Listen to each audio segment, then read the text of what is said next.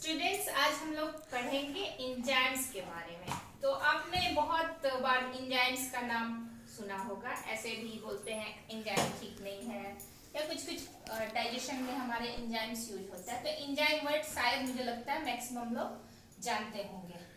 पर एंजाइम होता क्या है? एंजाइम होता है बायोकैटलिस्ट। बायोकैटलिस्ट मतलब ये बॉडी के अंदर केमिकल रिएक्शन जो होता है उसको करने में हेल्प करते हैं। पर ये खुद लास्ट में रिएक्शन के बाद भी खुद इनमें कोई ज़्यादा चेंज नहीं आता, जैसे का तैसे रहते हैं। जैसे कि ट्रक है, ट्रक ने हमारे सामान को ढोया, फिर वो पर्टिकुलर डेस्टिनेशन पर पहुंचा देता है, फिर उसको नीचे कर देता है, लेकिन ट्रक तो वही है ना, ट्रक में कोई चेंज नहीं आया। ठीक है, तो मान लीजिए कि दो लोग में लड़ाने का काम तीसरा करता है, तो वो लड़ाई करा देता है, लेकिन खुद उस पे मतलब खुद अनचेंज रहता है। तीसरा लड़ाई जरूर करा देगा, लेकिन उस लड़ाई में फंसेगा नहीं। ठीक है, एंजाइम भी हमारा बॉडी में जो है इसका रोल इसी तरह का है। तो ये बायोकैटलिस्ट होते हैं। और एंजाइम्स का जो मेन है कंपोजिशन, वो क्या होता है कि ये प्रोटीन के बने होते हैं। क्या के बने होते हैं? प्रोटीन के। तो इस तरह से बहुत सारे इसमें अगर कुछ और ऐड हो जाता है तो उसको कहते हैं कोफैक्टर।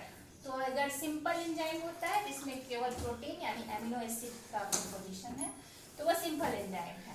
लेकिन उसमें अगर कोफैक्टर भी जुड़ जाते हैं तो वो प्रोस्टेटिक ग्रुप वगैरह करते हैं। जैसे कि मेटल आयन, कुछ कैल्शियम का आयन जुड़ गया, कुछ हो गया कि आपका आयरन का, तो वो सब जुड़ के फिर वो एक कंप्लीट एंजाइम बनाते हैं जिसको बोलते हैं हम लोग ये फंक्शनल एंजाइम। ठीक है, तो एंजाइम कैसे रोल किया, कैसे एक्ट किया देखते हैं। एंजाइम प्लस सबस्ट्रेट, जैसे हमारे बॉडी में पेप्सिन को, प्रोटीन को डाइजेस्ट करने के लिए एंजाइम है पेप्सिन, तो वो पेप्सिन एंजाइम है।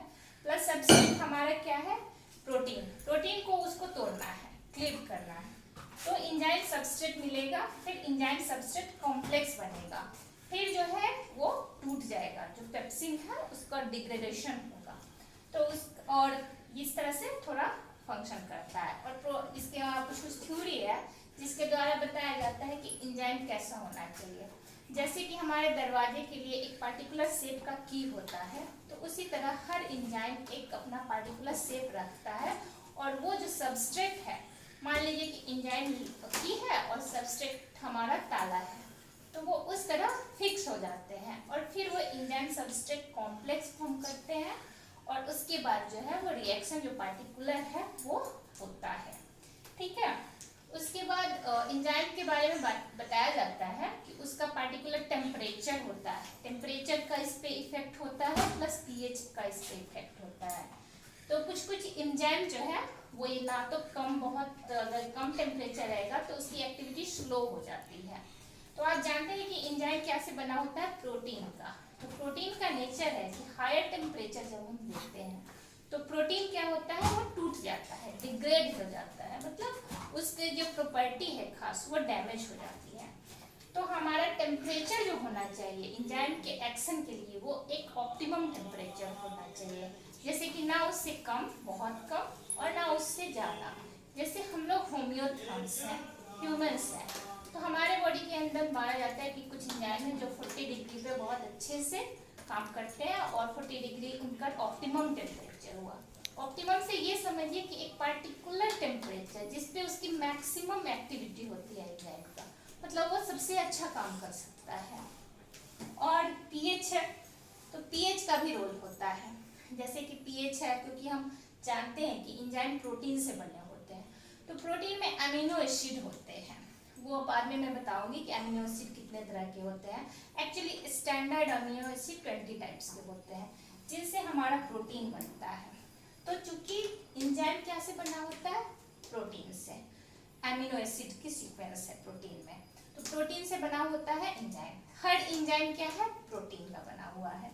ठीक है, every enzyme is a protein, but not all proteins are enzymes. ठीक है, तो ये हमें समझना चाहिए। उसके बाद पीएच की बात हम लोग करें तो कुछ एंजाइम ऐसे भी है कि उनको भी चाहिए ऑप्टिमम पीएच। ये पार्टिकुलर एसिड में, एसिडिक पीएच में काम करता है, कुछ बेसिक पीएच में काम करता है। वो पीएच स्केल पार्टिकुलर आप जब पढ़िएगा तो वो पता चलता है कि 7 से नीचे है जाएंगे तो एसिडिक हो जाएगा, 7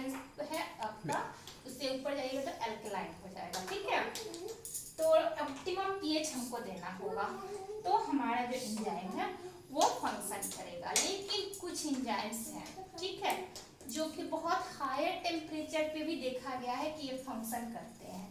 और वो जैसे कि एंजाइम है एक बैक्टीरिया का, ठीक है, उसका नाम है थर्मस एक्वेटिकस। थर्मस यानी टेम्परेचर से जुड़ा हुआ है। तो इसका एंजाइम जो है डीएनए टैग पॉलीमरेज, ये क्या करता है, ये 70 to 72 डिग्री सेंटीग्रेड पे भी इसका एक्टिविटी होता है। मतलब ये एंजाइम डीनेचर नहीं होता है, मतलब 72 डिग्री सेंटीग्रेड भी दीजिएगा, 75 भी दीजिएगा, तो भी इसकी एक्टिविटी एज इट इज होती है, ये काम करता है। और ये जो है हमारा पॉलीमरेज टैग पॉलीमरेज है, और जो कि हमने थर्मस एक्वेटिकस से निकाला है। तो आपने सुना होगा, अभी तो कोरोना टाइम आपने आप सुनते हैं कि एक मशीन है पीसीआर मशीन, तो उसमें ये जो है ना टैग पॉलीमरेज का यूज होता है, ठीक है। और रिवर्स ट्रांसक्रिप्टेज वगैरह जो करते हैं, वो भी जो एंजाइम होते हैं वो हाईली थर्मोस्टेबल होते हैं, मतलब हाई टेम्परेचर पे भी उनकी एक्टिविटी वैसी ही रहती है। और कुछ कुछ एंजाइम है जैसे कि ट्रिप्सिन है, तो उसका देखा गया है कि उसकी एक्टिविटी जो है एट pH पे वो बहुत अच्छा काम करता है। तो इस तरह हमने एंजाइम्स का देखा है। और फर्दर एंजाइम को क्लासिफाई किया गया है 6 क्लासेस में, जो कि बहुत सारे हैं, जैसे कि ऑक्सीडोरिडक्टेज है, जो ऑक्सीडेशन रिडक्शन का प्रोसेस जो होता है वो करता है। फिर आता है लाइएज है, जो एंजाइम का लाइएज मतलब स्प्लिट करता है, ब्रेक डाउन रिएक्शन करता है। फिर लाइगेज है, तो वो लाइगेज क्या करता है, रिएक्शन को मतलब एडिशन करता है, जैसे कि कोवेलेंट बॉन्ड को क्या करेगा, वो जोड़ेगा, ठीक है। तो इस तरह बहुत सारे क्लासेस हैं एंजाइम के।